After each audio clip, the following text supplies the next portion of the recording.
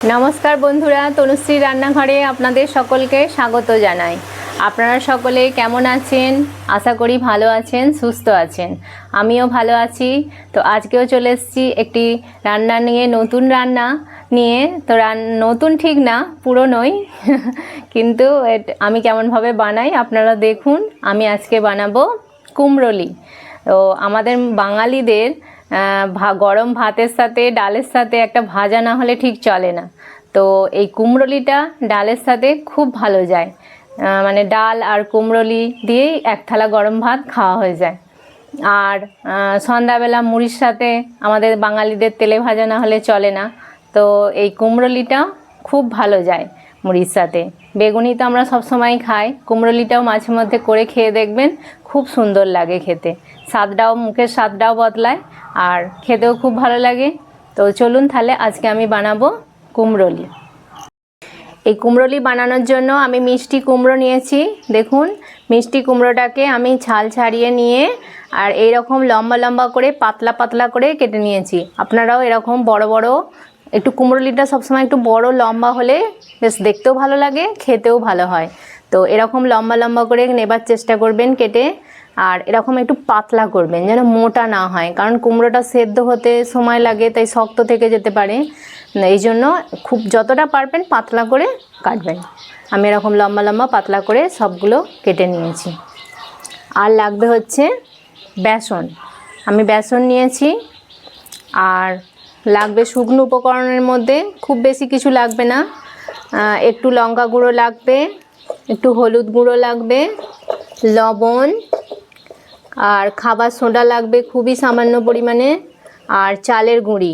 এই চালের গুঁড়িটা দেবার চেষ্টা করবেন, তাহলে এই কুমড়োলিটা খুব মুচমুচে হবে।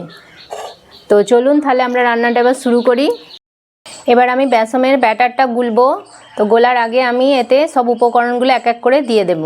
প্রথমে দেব লবণ, স্বাদ অনুযায়ী লবণ দেব। হাফ চামচের মতো লবণ দিলাম, হাফ চামচের একটু কম। এবার দেব ঝালের জন্য একটু গুঁড়ো লঙ্কা। আপনারা যেরকম খেতে পছন্দ করবেন সেরকম দেবেন। আমি দেখুন হাফ চামচেরও কম একটু গুঁড়ো লঙ্কা দিলাম। অল্প একটু হলুদের গুঁড়ো লাগবে, এইটুকু হলুদ গুঁড়ো দিলেই হয়ে যাবে।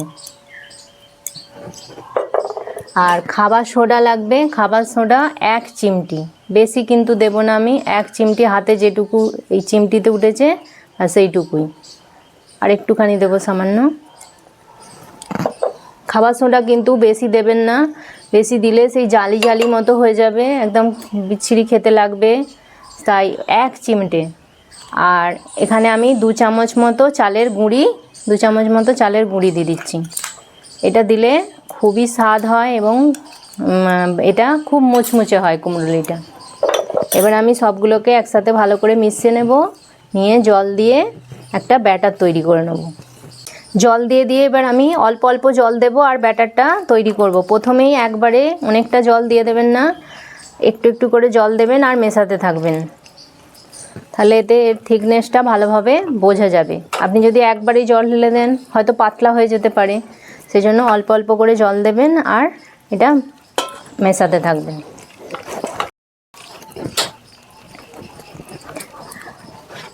আরও জল লাগবে এতে। এভাবে অল্প অল্প করে জল দিয়ে দিয়ে আমি মেশাতে থাকবো ব্যাটারটা। খুব ভালো করে এটাকে ফেটাতে হবে। যত ভালো করে এটা ফেটিয়ে মেশাবেন তত জিনিসটা খেতে ভালো হবে, না হলে কিন্তু একদমই ভালো হবে না খেতে। তো আপনারা যতটা পারবেন এটাকে ভালো করে ফেটাবেন, এইভাবে দিয়ে ঘুরিয়ে অনবরত এটাকে ভালো করে ফেটিয়ে মেশাতে হবে।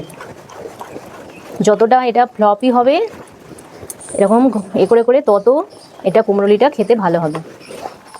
আমি আর একটুখানি জল দেব।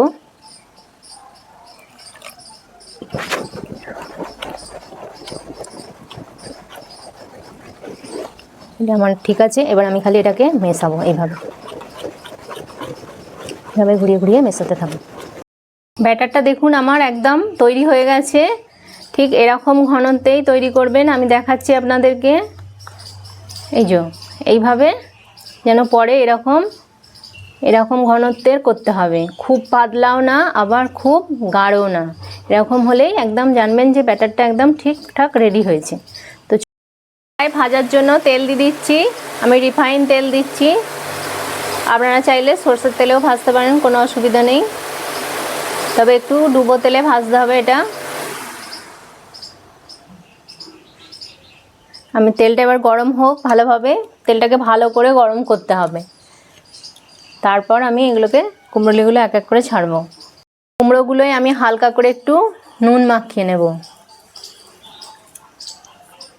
অল্প করে নুন দিয়ে দিলাম, দিয়ে এবার এটাকে ভালো করে আমি এপিট ওপিট দুপিট নুনগুলো মাখিয়ে নেব।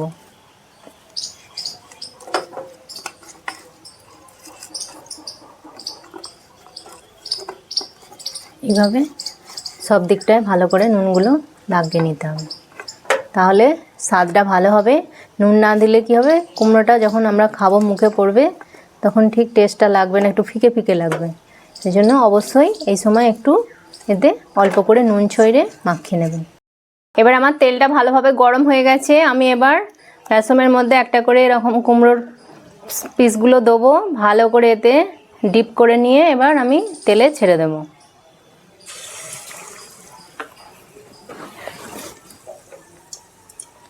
এবার এটা আস্তে আস্তে ভালোভাবে ভাজা হবে।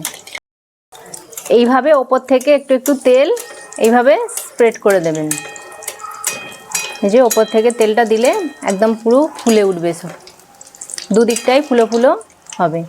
এবার আমি এটাকে আস্তে করে উল্টে দেবো, দিয়ে এটাকে ভালো করে লাল লাল করে ভাজবো।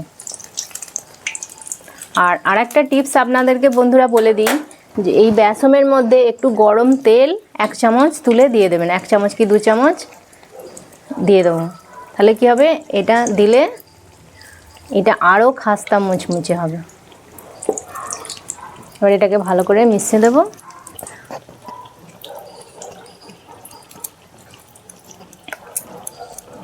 কুমড়োটা আমার ভালোভাবে ভাজা হয়ে গেছে দেখুন। এবার আমি এটাকে তেল থেকে তুলে নেব, এইভাবে একটু তেলটাকে ঝাড়িয়ে নিয়ে ভালো করে, তারপর আমি দেখুন কত সুন্দর হয়েছে ভাজাটা। ঠিক এইভাবে আমি সব কুমড়োলিগুলো এক এক করে ভেজে নেব।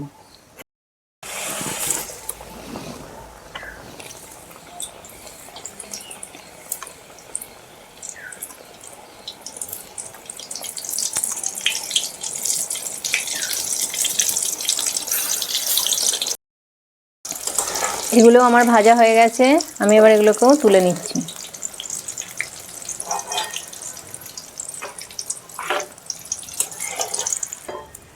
আমি তুলে নিচ্ছি এটা।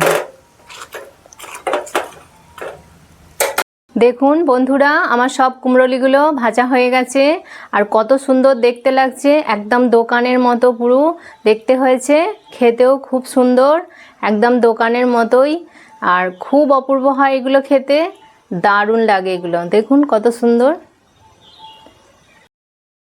তাহলে বন্ধুরা, দোকানে যাওয়ার আর দরকার নেই, বাড়িতেই আপনারা এইভাবে ঝটপট বানিয়ে ফেলুন কুমড়োলি, আর বানিয়ে খান, আর বাড়ির সকলকে খাওয়ান। আর আমার এই রান্নার রেসিপিটি যদি আপনাদের ভালো লেগে থাকে তাহলে লাইক করবেন, কমেন্ট করবেন, তনুশ্রী রান্নাঘর চ্যানেলটিকে সাবস্ক্রাইব করে দেবেন, আর পাশে থাকা বেল আইকনটি আপনারা প্রেস করে দেবেন, যাতে সবার আগে নোটিফিকেশান আপনারা পান। আর আপনাদের বন্ধুবান্ধবদের মধ্যে এই রান্নার রেসিপিটি প্লিজ শেয়ার করে দেবেন। ততক্ষণ আপনারা ভালো থাকবেন, সুস্থ থাকবেন। আপনাদের সাথে দেখা হবে নতুন একটি রান্নার ভিডিওতে। নমস্কার।